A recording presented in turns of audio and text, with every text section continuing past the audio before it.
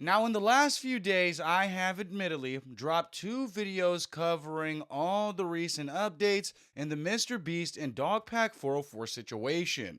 And while it's been fun dissecting all of Dogpack's videos and claims and speculating on the internal affairs at the MrBeast headquarters, it looks like this beef between Dogpack and MrBeast may officially be dead and put to sleep after Oompaville released his exclusive live interview with MrBeast today, MrBeast Response.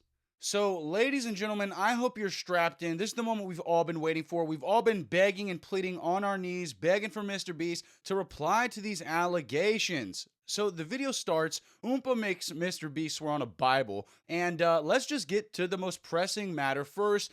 This is MrBeast's reaction to Dogpack 404. Take a listen to what he has to say. This is insane. Are you going to sue Dogpack? Well, there's tons of examples of him intentionally manipulating things to not be true and posting it online. Tons and tons and tons of that. Soggy has basically an hour and 27-minute video, and an hour of it is just flat out proving manipulation and lies and caused a lot of harm to my businesses. I mean, I've literally had people pull out millions of dollars and then tell me it was directly because of his video. And don't worry, I instantly was like, can you send that in writing? So, if I win a case or anything, I can directly point damages. No reason why. And so, I mean, it's just unfortunate. Like, I don't want to be put in this situation, but probably going to have to. I mean, what do you do if someone's just spreading misinformation about you and, just causing harm to your business and like getting it to the point where you might have to potentially fire people because it's costing you so much revenue? It's like, it's not fair to the people in my companies, you know what I mean? It's just sad, It's not a thing I take joy in. Okay, so yes. They're not done drafting it up, but once they're done, more than likely, yeah. Okay. Interesting. Yeah, that's every law firm I've talked to, they're like, this would be the easiest win they've ever seen in their life. I mean, it's like crazy. Yo, Dogpack 404 is absolutely cooked. Now, you hear Oompaville immediately ask MrBeast, are you gonna sue Dogpack 404? And while I'm not a fan of MrBeast, and while I'm not the biggest fan of millionaires, MrBeast said the perfect thing here. MrBeast said, look, I don't want to have to be the guy that does this, but I have to do this because Dogpack's videos have defamed me. He has spread disinformation on purpose, and he's lost money. He's had to lay off employees, and if you were to ask me, again, I'm not the biggest fan of MrBeast, but if a guy on the internet is out there lying about you and Soggy Cereal releases an over an hour video disproving Dogpack's claims and showing the clear vendetta that Dogpack had against MrBeast, I can't imagine it would be a hard choice for MrBeast to want to pursue a legal effort and going against Dogpack, a guy that has cost him a substantial amount of money, sponsorships, and employees. But Dogpack has dug this grave for himself. It was exposed in Soggy's video that Dogpack fabricated so many rumors about MrBeast. Now we're hearing MrBeast talk about the sponsors he lost, the money, the employees, and then MrBeast also said that the law firms he spoke to said this would be an easy win. I'm sorry, but Dogpack, they're gonna send your ass to the doghouse, buddy. It's over. But even though MrBeast decided not to talk about Dogpack 404 too long, MrBeast decided to finally elaborate on the rumors of Delaware. And for those of you that are not aware, Delaware is a registered sexual offender that MrBeast signed to the MrBeast company and had in videos on multiple occasions. People allege that you hired a registered sex offender named Delaware. There's a big whole conspiracy with it.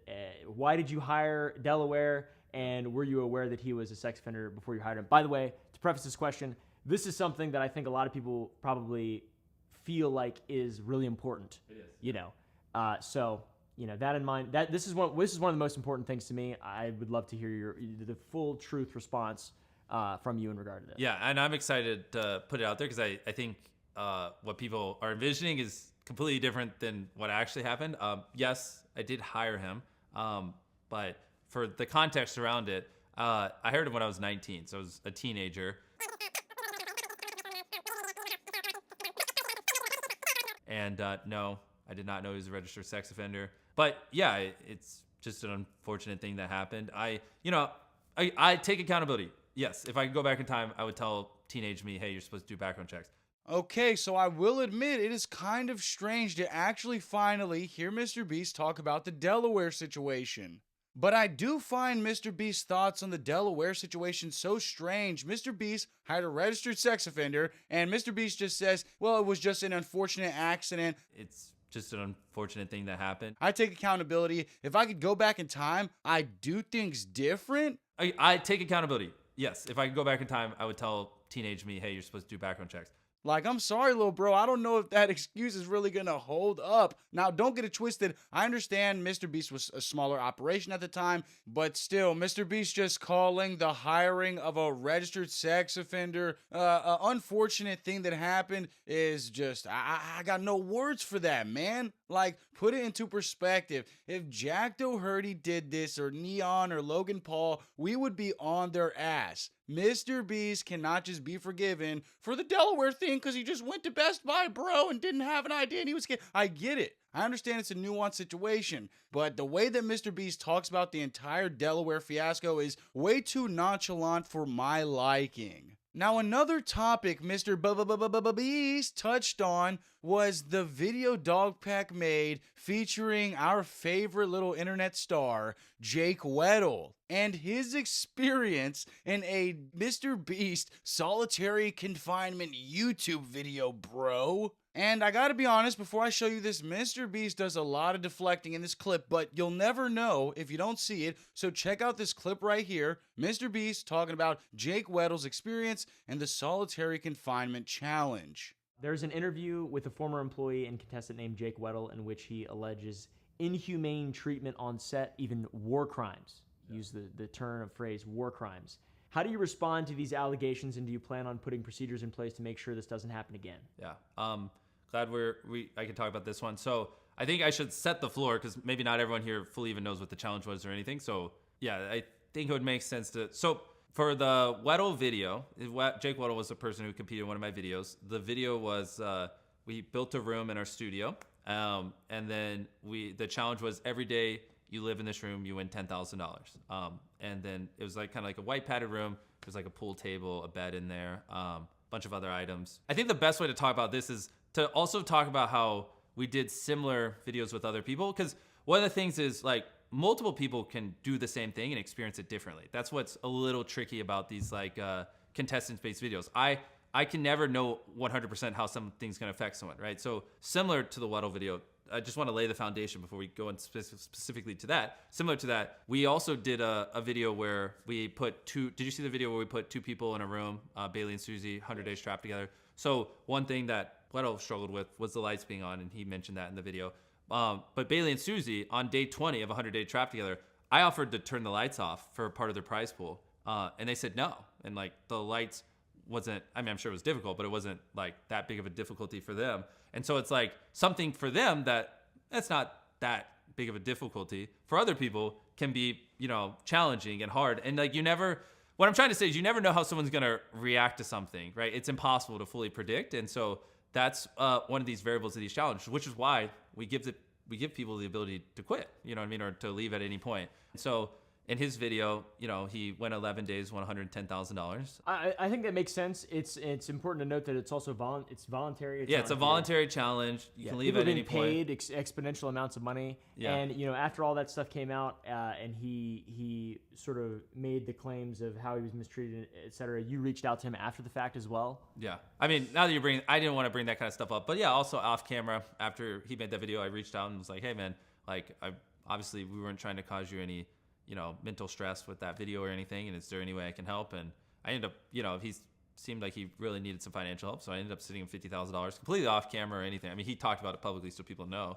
but yeah, I just wanted to make sure he was good. So finally, we hear Mr. Beast talk about Jake Weddle. I feel like I'm living in a fever dream. And one of the things Mr. Beast referenced was Jake Weddle mentioning how they would not turn the lights off in the solitary confinement challenge. And it got to a point where like they weren't turning the lights off. I asked them, I said, can we have nighttime hours? And they said no, because it would fuck up the time lapse shots. And Mr. Beast is just coping here when he says, well, we left the light on for Jake because we left the light on for 2 former contestants and it didn't affect them in their solitary confinement challenge. So we did it with Jake. And, I guess that the lights, it just affects people differently. Like, my only question to Mr. Beast would be those 2 former contestants you're referencing. Did you force them to run on treadmills as well while they were malnourished and sleep deprived like you did Jake Weddle, all in the name of quote unquote entertainment? Jimmy comes in and I'm asleep. I don't know what time it is. I don't know, it's like 2 or 3 or whatever. He's like, why is he sleeping? I don't know, because I can't sleep. And he comes in, he wakes me up. And he goes, ask me why I have 2 briefcases. And I'm like, why do you have 2 briefcases? And he goes, oh, because this one's for today, and this one's for the challenge. And I go, what's the challenge today? He goes, you're gonna run a marathon. You're gonna do 22.6K, whatever it is. And you're gonna do it on that treadmill over there.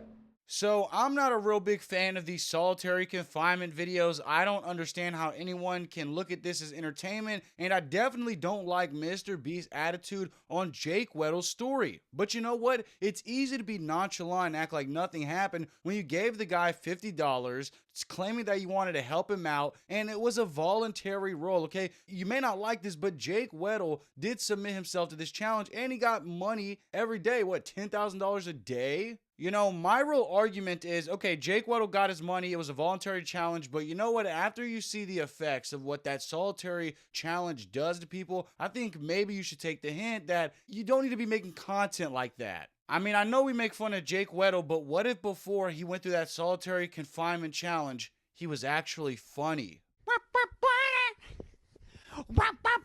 I'm just playing. I can't imagine Jake Weddle was ever funny in his life in the first place. That's why Mr. Beast saw him expendable enough to traumatize in the solitary confinement video like a guinea pig. Now, as I was watching this in-person interview with Mr. Beast come to an end, I realized that Oompaville never asked Mr. Beast a single question about Ava Chris Tyson Shadman tweets and how Lollipop was on walls of rooms that Mr. Beast was occupying. And I guess Oompaville realized as well a day later. So I find that very convenient that Oompaville did not press Mr. Beast with that super intimidating question. I mean, I would have loved to see Mr. Beast's live reaction to that question. But nonetheless, the next day, Oompaville called up Mr. Beast and asked him about that Ava Chris Tyson tweet, and Mr. Beast lied. Now, I want you to check this out here, but I am going to prove that Mr. Beast is lying about what he knows about Shadman, so check out this clip right here. We'll talk a little bit about Ava Tyson and specifically the Shadman stuff. Did you know about the painting in... did you know about that? Have you ever interacted with Shadman before? Like, what is your relation to that, and specifically that relationship between Shadman and Ava Tyson and you? Yeah, no, that's actually a good follow-up question. So this is what it was like. I don't remember 7, 8 years ago. We used to have a bunch of anime posters and things like that on our wall in the house. And one day, Ava put up this poster that was like an animated character holding a fidget spinner and a gun. Admittedly, it was a weird image. I didn't know who made it. I just kind of assumed it was a meme. I obviously did not know who Shadman was. I've never spoken with Shadman. I did not buy the poster or commission it or anything. And yeah, knowing what I know about Shadman now is a very weird thing to buy. I'm not really sure why she bought it. This is absolutely hilarious. I just love how Mr. Beast continuously insists that he knows nothing about Shadman at all and he's just innocent. And if that's the case, then what is this series of tweets right here with Shadman tweeting out a picture? I think this is Maleficent from some kind of Disney series. I don't know. Another account tweets, need big T anime girlfriend with Mr. Beast for the template, and Mr. Beast response, this is all we've ever wanted. We can quit now. July 22nd, 2018. So here is Mr. Beast replying to a Shadman tweet. He's been caught in 2 different rooms with the same lolly pic on the wall for some strange reason, and I just hate that Mr. Beast treats the audience like we're stupid. Like, bro, we had the receipts. You got caught in 4K. I mean, nobody can convince me different. Mr. Beast in this interview acting like he doesn't know who Shadman is at all. We got the receipts. Dude, you just look like a fucking clown, and I hate to see this guy deflect this important aspect. And I also hate that Oompa didn't bring up those Discord messages between Ava Chris Tyson and Mr. Beast. But what do you guys make out of Mr. Beast finally replying to the allegations? We've been waiting on this moment. It's come to fruition. What do you make out of his answers to many different questions and his reactions? Go check out Oompa's video as well. Make sure you subscribe to the channel. Make sure you turn on the bell notifications when you do. Make sure you like, comment, subscribe, and play my music. What we do here is go back.